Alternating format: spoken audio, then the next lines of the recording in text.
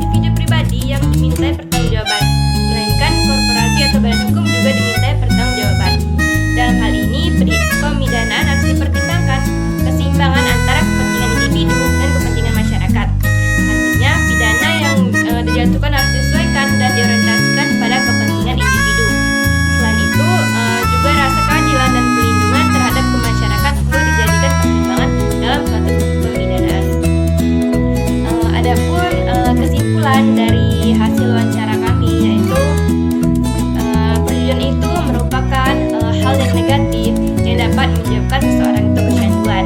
Perjudian saat ini sudah banyak terjadi di desa maupun juga di kota.